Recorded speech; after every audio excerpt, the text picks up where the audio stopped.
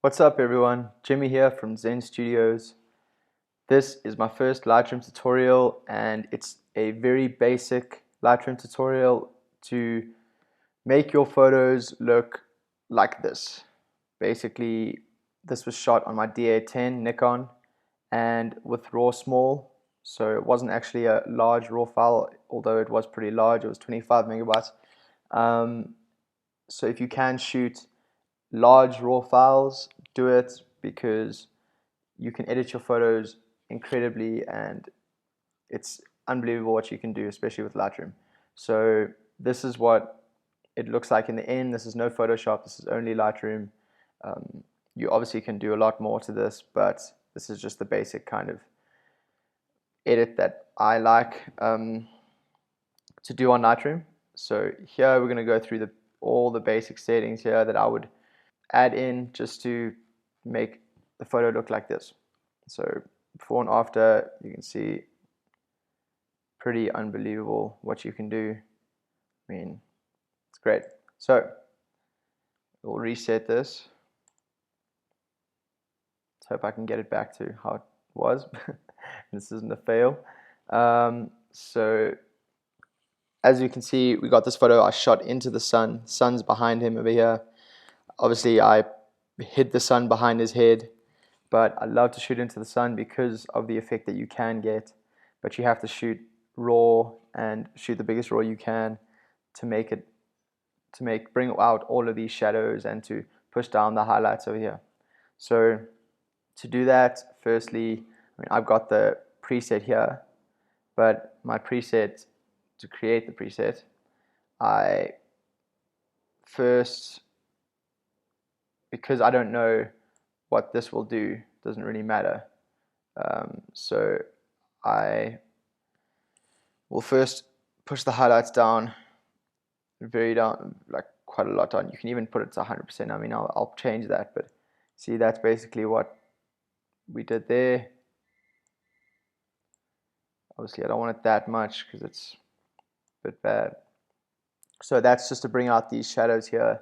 So you push the shadows up and bring those highlights down so we can get the nice details in the clouds. Bring the highlights down. Push the contrast up slightly. Then the whites I like to push up because we're bringing the highlights down and the shadows up. Sometimes it creates that not very nice, like uncontrasted image. So whites up and blacks down really makes it look like you've got those dark areas in, even though you've pushed up the shadows. So blacks down, clarity obviously slightly up because that really gets that detail in the clouds. Vibrance can stay where it is, or saturation. You could, no, I don't even want it that saturated. You could even push it down slightly, but I like it where it is. So I like it about there. And then over here, you can play with these. See, they have got a bit of red in their face, so we'll push those reds up a bit just to make their skin tone look slightly less red. And you'll see when you edit, almost every single person you edit will have reds like that in their face or on their face area. So you can use these two, the red and the orange, to really push those back. And yellows to bring those greens out or make them look more autumny. So I like green, not too much so it looks fake, but I guess HDRs kind of do look fake, but they look cool. So see, that's a bit ridiculous. That's like a pastel green. It's not nice. And that's okay, I guess. So let's push that up a bit. Blues in the sky. So you see that darker blue or that lighter, more baby blue. So push it up to be darker. Oh, that's a bit ridiculous. Yeah, I like that. And see, there's a bit of magenta in her arm there. And use that to take that away. I really like that. See, now it's already looking pretty awesome. There's a few more things I like to do is sharpen it slightly, not too much. If you do have noise in your photo, because it's a photo at night, just by the way, you can push up this noise reduction. It just kind of makes the photos look a bit soft, not as sharp, but I guess it does work slightly. Okay. Distortion. Now, I always like to vignette very slightly just to highlight what's going on here and to create that very nice dynamic range from the darks over here to the very brights, and we still have got all those shadows coming out.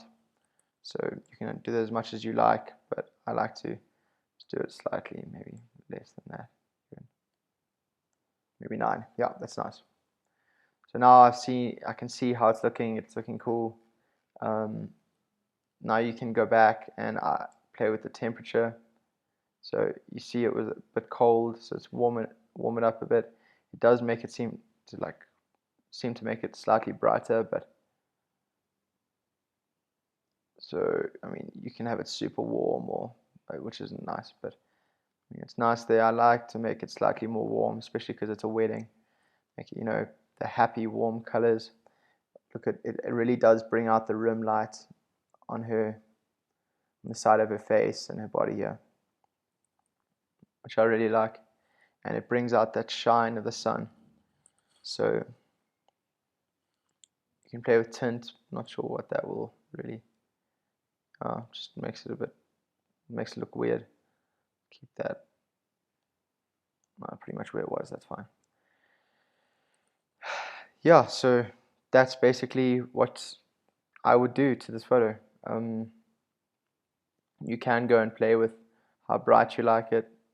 I like it just like where it was, pretty much. I think it's perfect. And yeah, so again, before and after. Yeah, there we go. That's probably better.